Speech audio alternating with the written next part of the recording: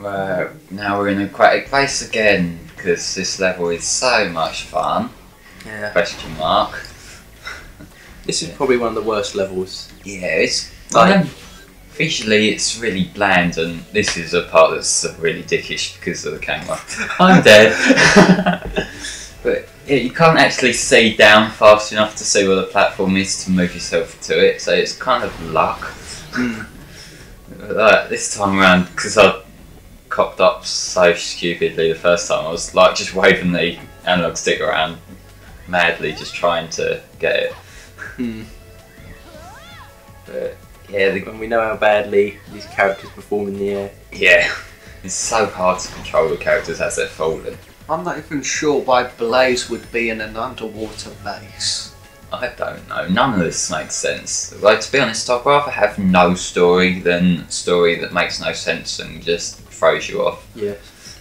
That's why a lot of classic games are so great, because like there's no story, but it's not really a problem. Yeah. I'm not one of these people who hates the game for a story. If the story's either well written or at least sufficient, it can be a good way to move along the game, but it's not necessary. Gameplay should come first. Yeah.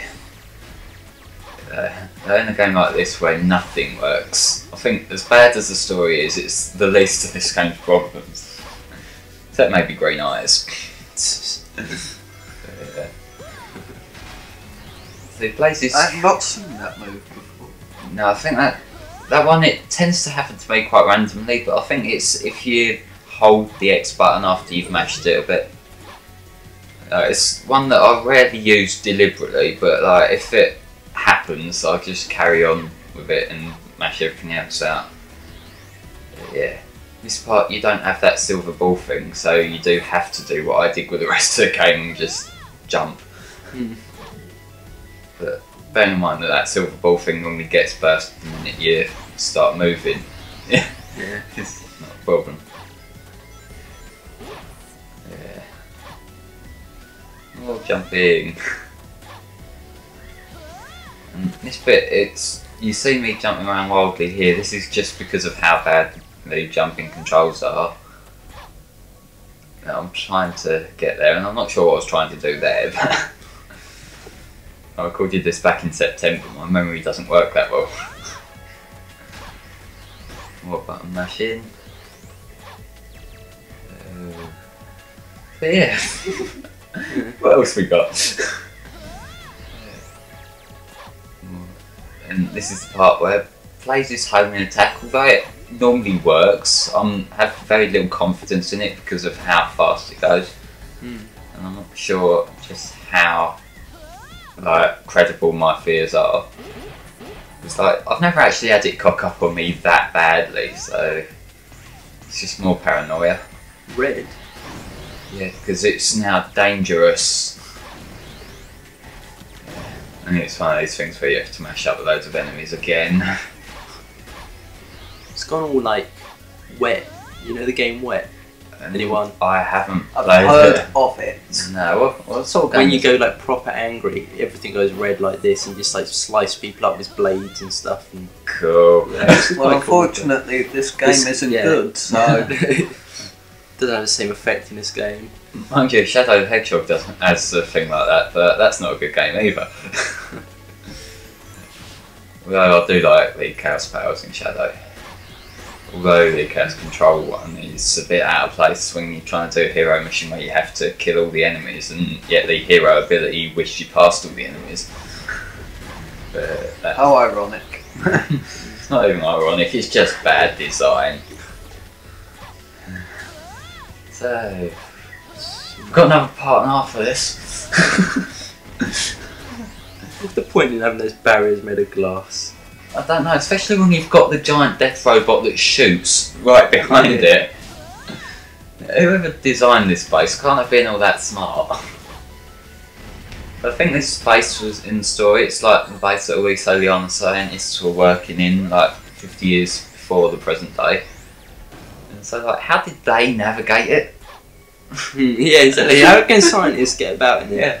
It's funny how all these places in the Sonic universe are designed specifically so Sonic and friends can navigate them. Yeah.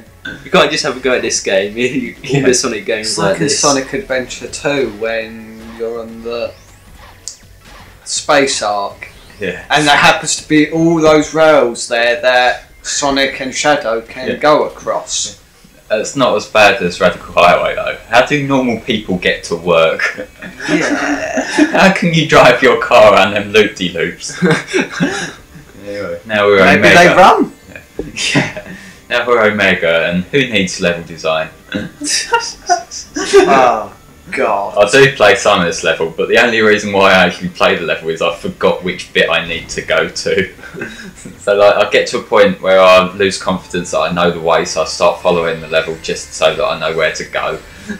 Yeah. Because yeah, I don't play this part that often. And yeah, the thing with the Team Attack Amigo even is that if you want to play it, you have to play it through as one thing. You can't like pick one level from it and just play that. You have to play it through as a story. That's annoying. It's just a stupid idea that probably could have been avoided quite easily. Sonic Team, you sick bastard. But still, it seems like from the general gameplay and stuff, it seems like they put a bit more effort into this than they did the main game. Yeah. Probably the whole not having a strict deadlines thing. Yeah, this is another part where you have to kill all the enemies, and when Omega's attacks are unreliable, it's really quite annoying. Yeah. Oh, come on, I just want to hit the bugger. And I get hit. Safety. Yeah, it actually seems quite insulting the way the rings like spread so far at times. It just makes you feel like you've cocked up even worse than you have.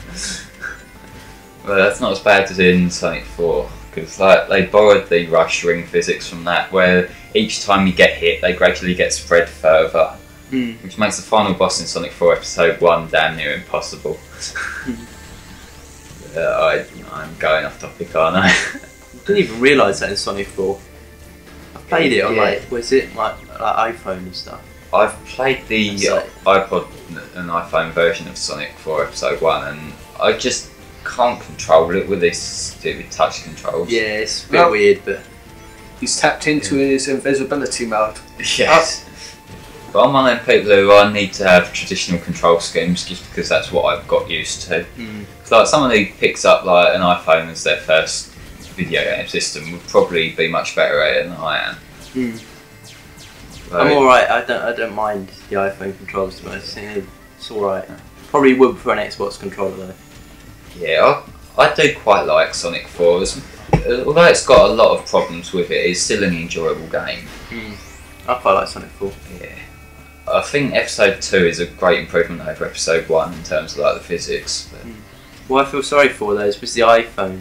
It's people who have to play Wacky Workbench on Sonic CD. oh God, that must be a bloody nightmare with the iPhone controls. Yeah. It's like when I LP'd it, you could tell that I had enough problems with it, and I was playing it on the bleeding Xbox. And this is where we try to go a bit side-scrolling, and I just think, fuck that, and just run straight on past. Space Invaders. Yeah, it is a bit. Yeah. More robots to kill as a robot. It's like Mega Man if it sucked. Man. I just don't like Omega's attack. It's like when it works, it does the job, but it doesn't always work. Sometimes you can release the X button and it just fails, and there's no real explanation as to why. It's like it sounds very inconsistent. It's like it's meant to shoot all the enemies that it sees on screen, but sometimes it will just fail even though there quite clearly are enemies in front of you. Ow. Yeah, Harry, I don't see that as a very big problem since a moment ago we saw Blaze grinding across a massive tree trunk. No. At least that's good gameplay.